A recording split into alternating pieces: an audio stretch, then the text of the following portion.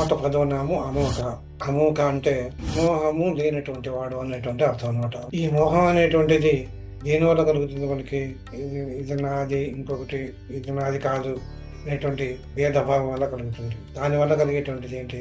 అజ్ఞానం. అజ్ఞానం వల్ల కలిగేటువంటిది మోహం కలుగుతుంది అనమాట. నాది అని ఎప్పుడైతే అన్నావో వాళ్ళకి అప్పుడేమవుతుందన్నమాట, నాది అన్న భావనే అహంకార సూచన అనమాట.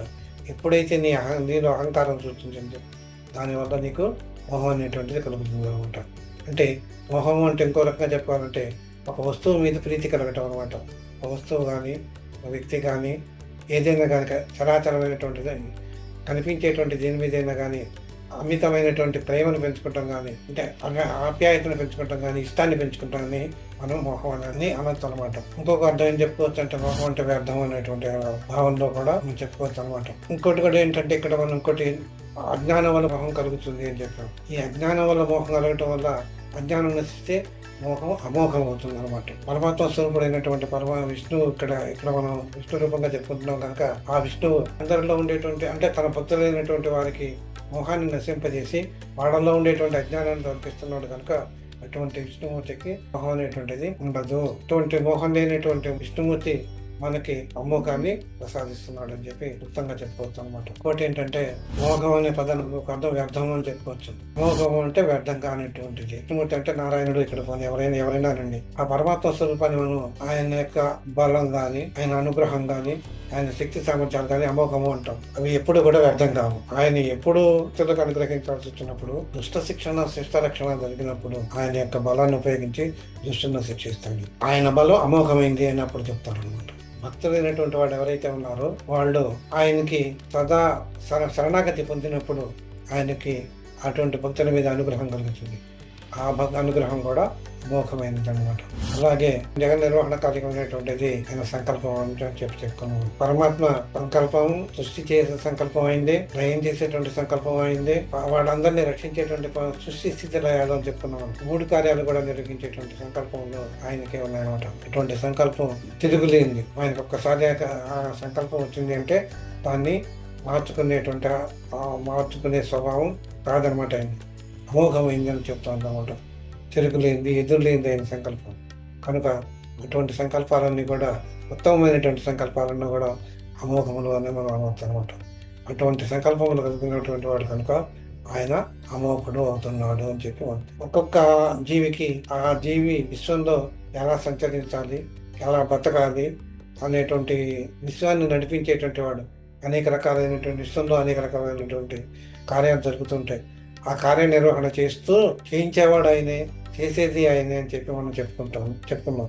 కనుక ఆ కార్యాలన్నింటినీ చేయిస్తూ జీవులన్నింటినీ కూడా సక్రమ మార్గంలో నడిపిస్తూ తన సంకల్పంతో సక్రమ మార్గంలో నడిపించేవాడు కనుక కార్యాలన్నీ కూడా అమోఘములే అవుతాయి అని చెప్పి మనం చెప్పుకోవచ్చు అనమాట. ఋగ్వేదం ఏం చెప్తుందంటే అమోఘమైనటువంటి ఆజ్ఞలన్నీ కూడా అన్ని వైపుల నుండి రక్షిస్తున్నాయి, జనాల్ని రక్షిస్తున్నాయి అని చెప్పి ఆయన చెప్తుంది. ఋగ్వేదం చెప్తుంది అనమాట. అమోఘమైనటువంటి గొప్పవైనటువంటి సంకల్ప భావాలు కలిగినటువంటి వాడు కనుక ఆయన్ని అమోఘుడు అని చెప్పి మనం చెప్పవచ్చు అనమాట.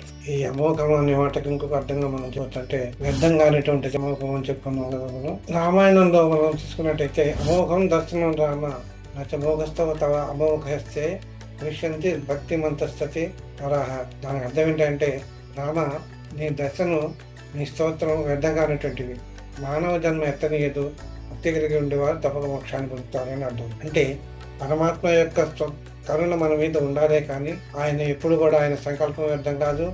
ఆయన చేసేటువంటి మనం ఆయనకి స్తుతింపబడేటువంటి వాడు ఆయనే, పూజలు అందుకున్నటువంటి వాడు ఆయనే కనుక ఆ పూజలు అందుకుని ఆయన సంతృప్తి పొంది ఆయన యొక్క కరుణారసాన్ని మన మీద ప్రసరింపజేస్తే అనేక రకాలైనటువంటి ఫలాన్ని ఆయన మనకి సర్వఫలాన్ని మనకి ఆమోదించేటువంటి వాడు ఆయన కనుక ఉంచాడు. ఆయన కనుక ప్రసాదించేవాడు పరమాత్మ స్వరూపుడే కనుక ఆయన మనం చేసేటువంటి పూజలన్నీ కూడా ఇప్పటికీ కూడా అర్థం కావు. కనుక ఆయన్ని అమోఘుడు అని చెప్పి మనం చెప్పవచ్చు అనమాట. ఉదాహరణగా చెప్పాలంటే శ్రీకృష్ణుడు కుచేరుడు శ్రీకృష్ణుడికి బాల్యమిత్రుడు. ఒకే గురువు వద్ద చదువుకున్నారు వాళ్ళు. గురుకులంలో వాళ్ళ అభ్యాసం పూర్తి కాగానే ఆయన వాళ్ళ ఇంటికి వెళ్ళిపోయి అడిగి ఇంటికి వచ్చేసరికల్లా కుచేరుడు కడిపేదవాడు. పెద్ద సంసారం, పిల్లలందరూ ఎక్కువ అనమాట. ఆయన్ని ఆ దరిద్రాన్ని వదులుకోవాలని చెప్పి ఒకసారి ఏం చేస్తాడంటే శ్రీకృష్ణ పరమాత్మ దగ్గరికి వస్తాడు. ఆయన రావటంలో ఏంటంటే కొన్ని అటుకులు తీసుకొస్తాడు. క్వశ్చన్ ప్రశ్న వేసిన తర్వాత, మిత్రమా నా కోసం ఏం తీసుకొచ్చావు అంటాడు. ఆ అటుకుల మూటను ఇవ్వటానికి, అంటే ఆ చిరిగిపోయినటువంటి ఉత్తరీయాన్ని తన కండువా వేసుకున్నటువంటి, తన మీద వేసుకున్నటువంటి కండువాన్ని తీసి ఆయనకి ఇవ్వటానికి సిగ్గుపడి, ఆ మూటని ఇవ్వటానికి కూడా ఆయన శ్రీకృష్ణ పరమాత్మ చాలా సౌభాగ్యంతో తొలగేటువంటి భగవత్ స్వరూపుడు. అటువంటి ఆయనకి నేను ఇవ్వగలను అనేటువంటి భావనతోటి ఆయన సిగ్గుపడుతూ ఉండగా ఆ మూట కనిపించింది కృష్ణ పరమాత్ముడికి. ఆ మూట తీసుకుని, ఆహా ఎంత బాగున్నాయి నీ అటుకులు అని చెప్పి ఒక గుప్పిడు తీసుకుని తను తీసుకుంటాడు అనమాట. అలా రెండు గుప్పిడి తీసుకుంటాడు ఆయన. అక్కడ ఆయనకి సకల సౌభాగ్యాలు చేకూరుతాయి అనమాట. ఇప్పుడు మూడో గుప్పు కూడా తీసుకోబోతుంటే రుక్మిణీదేవి వారిస్తుంది అనమాట. స్వామి మూడో గుప్పుడు వద్దు, మూడో గుప్పుడు కూడా నువ్వు మీరు సేవించారు అంటే మనందరం కూడా వెళ్ళి శ్రీకృష్ణ తీరుడి ఇంట్లోనే ఉండాల్సి వస్తుంది. కనుక మూడో గుప్పుడు వద్దు, రెండు గుప్పుడు చాలు ఉంటుంది. పేదవాడు ధనికుడు అనేటువంటి భేదం లేకుండా భక్తులు ఏది ఇస్తే అది తీసుకొని సంతృప్తి పొందేటువంటి వాడు శ్రీకృష్ణ పరమాత్మ భగవత్ స్వరూపుడు. అటువంటి భగవత్ స్వరూపుడు ఎవరైతే ఉంటారో భగవత్ స్వరూపుని యొక్క దయకు పాత్రుడు అవుతాడు అమోఘమని చెప్పవచ్చు అనమాట. అలాగే గజేంద్ర మోక్షంలో కూడా అంతేనమాట. ఆయన ఎప్పుడు కూడా ఆయన యొక్క భగవద్ ఆశ్రయం అనేటువంటిది ఎప్పుడు కూడా వ్యర్థం కాదనమాట. అంటే మనం భగవంతుడికి చేసేటువంటి పూజలు ఎప్పుడు కూడా వ్యర్థం కావు. మనం కొంతమంది ఏం చేస్తూ ఉంటారంటే, ఇదిగో నేను భగవంతుడికి నేను పూజలు చేశాను కనుక నాకేం జరగలేదు కనుక నేను ఇక్కడి నుంచి చెయ్యను అంటారు, మానేస్తూ ఉంటారు కొంతమంది. చాలా తప్పు అనమాట అది. నువ్వు చేసేటువంటి ప్రతి పూజ, భగవంతుడికి చేసేటువంటి ఏదైనా కానీ పూజ కానీ, ఒక నామం కూడా, నామ సంకీర్తనం కూడా ఒక రకమైనటువంటి యజ్ఞం అనమాట. భగవంతుడికి నువ్వు చేసేటువంటి యజ్ఞం అనమాట. ఆ యజ్ఞం ఇలాంటివన్నీ కూడా ఇప్పుడు వ్యర్థం కావు. ఏదో ఒక టైంలో నీకు దాని వల్ల ఫలితాన్ని, మీకు శుభ ఫలితాన్ని పొందుతారనమాట. అంతేకాకుండా మనం భగవంతుడిని సేవించాలన్నప్పుడు కొంతమంది కోరికలు కోరుతూ సేవించుకుంటారు, కోరికల కోసం తీరటం కోసం సేవించుకుంటారు, కొంతమంది భక్తితోటి సేవించుకుంటారు. కొంతమంది అంటే భక్తి ఇక్కడ ఉండదని కదా నా ఉద్దేశం, భక్తి నిర్మాణ భక్తితోటి అనమాట. కోరికలేవి లేకుండా నిష్కామంగా పూజించేవాడు కొందరు ఉంటారు. కోరికలతోటి పూజించేవాడు ఏం చేస్తారంటే, నా స్వామి కనుక నాకు ఈ పని జరిగితే నేను 100 కొబ్బరికాయలు కొడతాను నీకంటావు. నువ్వు 100 కొబ్బరికాయలు కొట్టినంత మాత్రం చేత నీకు ఆ కోరిక తీరడానికి ఎక్కడ ఉంటుందా? కాదు.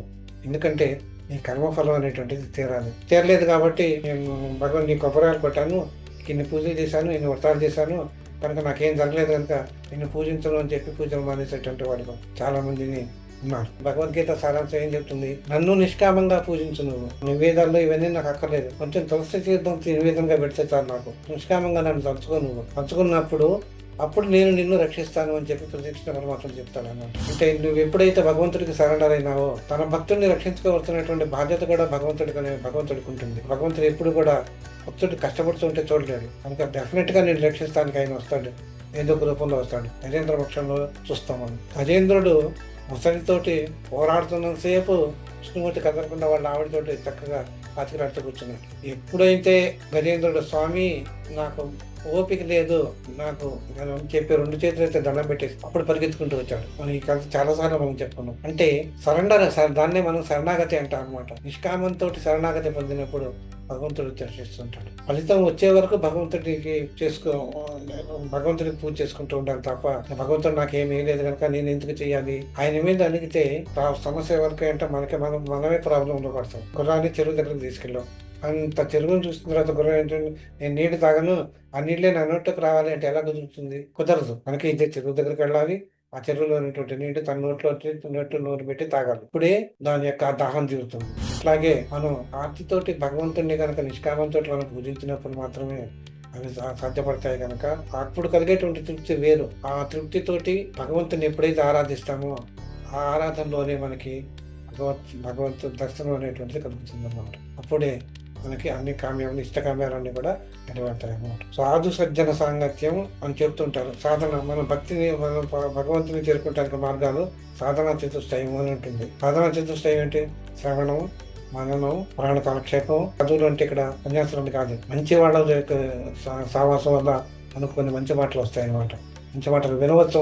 అటువంటి మాటలు మనం వినప్పుడు మనకి కొంత జ్ఞానం అనేటువంటిది కలుగుతుంది అనమాట. అటువంటి జ్ఞానపూర్వకమైనటువంటి మాటలు మన చెవిలో పడాలి, కానీ అజ్ఞానపూర్వకమైనటువంటి మాటలు మనం వినకూడదు అనమాట. భగవంతుని చేరుకోవాలన్నప్పుడు ఆ భగవంతుడి యొక్క స్వరూపం మనకు తెలియాలి అంటే ఆ భగవంతుని గురించినటువంటి విషయాలను మనం తెలుసుకోవాలి. ఆ భగవంతుడి యొక్క విషయాలు మనకు ఎలా తెలుస్తాయి? ఎవరైనా చెప్తే వినాలి, లేకపోతే పురాణాధికారిక వేదాల్లో కానీ పురాణాల్లో కానీ ఉపనిషత్తుల్లో కానీ ఆయన గురించి ఏమైనా చెప్పారా అనేది మనం చూడాలి. భగవంతుడి గురించి మనం కొద్దిగా తెలుసుకొని ఆయన యొక్క రూపాన్ని మన మనసులో ముద్రించుకోవాలి. ఆయన ముద్రించుకున్నప్పుడు ఆ మూర్తిని మన ధ్యానంలో మన స్మృతిలోకి తెచ్చుకొని మనం కాన్సన్ట్రేట్ చేయడానికి వీలుంటుంది. మనం గుడికి వెళ్తాం, మన పెద్దవాళ్ళు ఏం చెప్తారు? గుడిలోకి వెళ్ళావు కదా, దర్శనం చేసుకున్నావు కదా, ఒక 2 నిమిషాలు కూర్చోవచ్చు కదా అంటారు. ఎందుకు కూర్చోవాలి? మనం ఏం వచ్చేయకూడదా? చేయొచ్చు. కానీ దేవాలయం ఉన్నటువంటి ప్రదేశం అంతా కూడా ఒక దివ్యమైనటువంటి ప్రదేశంగా మనం చెప్తూ ఉంటారు అనమాట. దేవాలయంలో ఉన్నటువంటి దేవుడు అమోఘ శక్తివంతుడు, సర్వమంగళ రూపుడు అని చెప్పి మనం చెప్తూ ఉంటాం. గుడికి వెళ్ళినప్పుడు ఆ సర్వమంగళ విగ్రహాన్ని మనం ఎప్పుడైతే చూస్తున్నామో, మనం జనరల్గా ఏం చేస్తుంటాం అంటే గుడిలోకి వెళ్ళి దేవుడికి దండం పెట్టుకుంటుంటే కళ్ళు మూసుకుని దండం పెట్టుకుంటాం. మనం గుడిలోకి వెళ్ళినప్పుడు సపోజ్ తిరుపతి కానీ అలాంటి పెద్ద పెద్ద ప్లేసులు మనం వెళ్ళినప్పుడు మనకు కనిపించేది 1 సెకండ్ 2 సెకండ్ అని, 1 నిమిషం 2 నిమిషాలు. అటువంటి 2 నిమిషాల్లో మనం కళ్ళు మూసుకున్నాం అనుకోండి, కళ్ళు మూసుకున్నప్పుడు ఏమిటి? దేవతా విగ్రహాన్ని మనం చూడలేం. అంటే ఆ సర్వమంగళ విగ్రహాన్ని మనం చూడలేం. మనం ఎప్పుడు కూడా పరమాత్మ స్వరూపాన్ని మనం చూడాలనుకున్నప్పుడు గుడిలోకి వెళ్ళినప్పుడు ఆ దివ్య వెంకట విగ్రహాన్ని మనం కనుడారా కాంక్షించాలన్నమాట.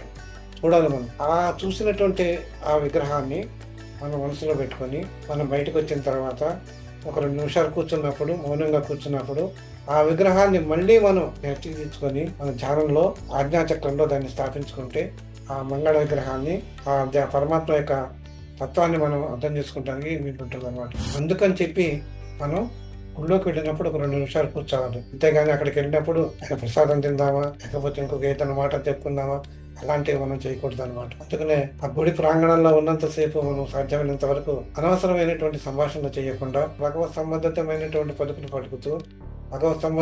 పలుకులు చెప్తూ మనం చూడాల్సిందే తప్ప అన్య భాషల్లో పనికిరాదు. గుడిలో మనం ఒక 2 నిమిషాలు కూర్చుంటాం అనేటువంటిది దాని ఆంతర్యం అనమాట. పరమాత్మ స్వరూపాన్ని మనం దర్శించినప్పుడు ఆ యొక్క దర్శన ఫలం కూడా ఉంటుంది. పరమాత్మ దర్శన ఫలం కూడా ఉంటుంది. ఆ దర్శన ఫలం అమోఘమైంది అనమాట. దానివల్ల వచ్చేటువంటి ఫలం, ఆయన అమోఘుడు, ఆయన ఇచ్చేటువంటి ఫలం కూడా అమోఘమైనటువంటి అని చెప్పచ్చు. కొన్ని ప్లేసులు కొన్ని స్పెషలైజ్డ్గా ఉంటాయి.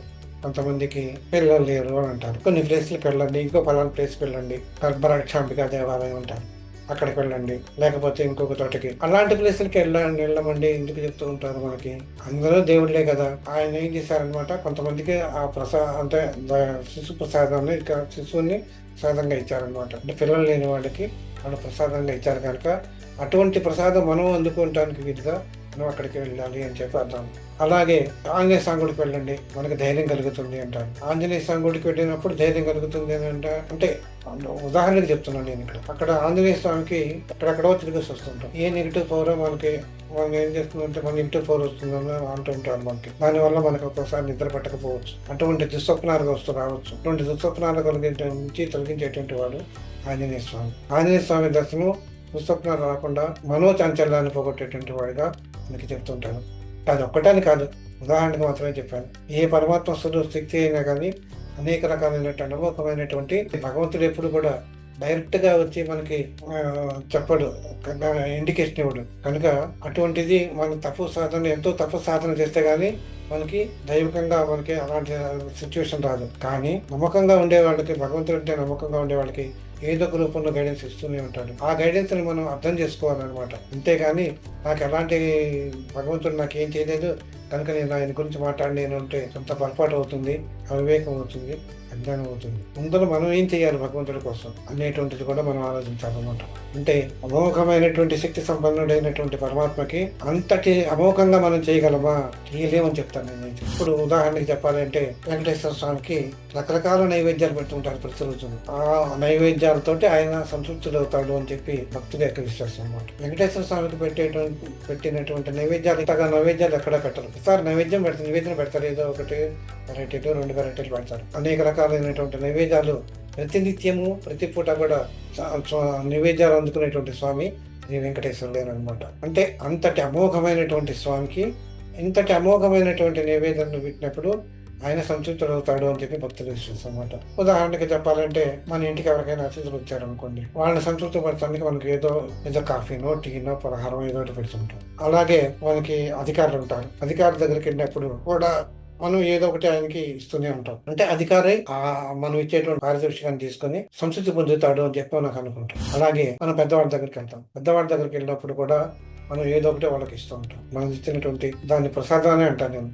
ఏ రూపంలో అయినా కానీ ఆ ప్రసాదాన్ని వాళ్ళు స్వీకరించి మనకి ఆశీస్సులు అందజేస్తుంటారు. అలాగే స్త్రీలు ఎక్కడైతే పూజింపబడతారో లక్ష్మి తాండవిస్తుంది అని చెప్తూ ఉంటారు అనమాట. వాళ్ళు నవ్వుతూ తిరుగుతున్నప్పుడు మన ఇంట సిరి కురుస్తుంది అని చెప్పి పెద్దవాళ్ళ వచనం అనమాట. అంటే అది మనకి మన శక్తి అనుసారం, అది అంత పెద్ద అమోఘ స్వామికి అన్ని రకాలైనటువంటి పెట్టకపోయినా మనం మన శక్తి అనుసారం ఏదో ఒకటి మనం పణమో ఏదో ఒకటి అందిస్తుంటాం. శ్రీకృష్ణ పరమాత్మ గీతలు చెప్పేది ఏంటంటే, నాకు అంత అక్కర్లేదు, ఏదో ఒకటి తులసి తీర్థమైనా నాకు నివేదన కింద చాలు అని చెప్తాను.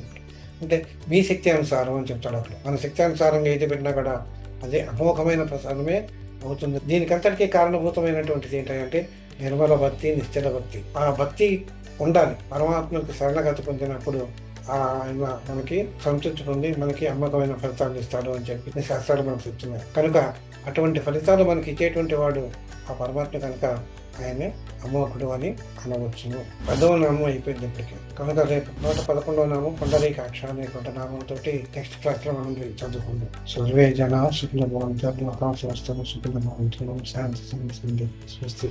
సర్వ శ్రీరామార్పణ. ఓం శాంతి శాంతి శాంతి.